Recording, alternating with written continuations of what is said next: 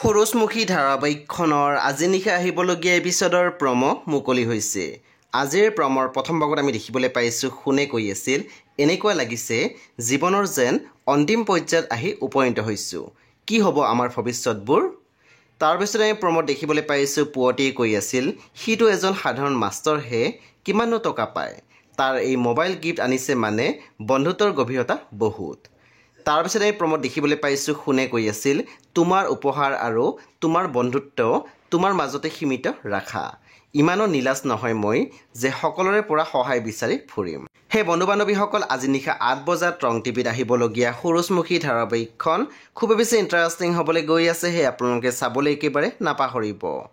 পৰৱৰ্তী আপডেটৰ বাবে আপোনালোকে মোৰ চেনেলটো ছাবস্ক্ৰাইব কৰি কাষত থকা বেল আইকন টিপি দিবলৈ একেবাৰে নাপাহৰিব।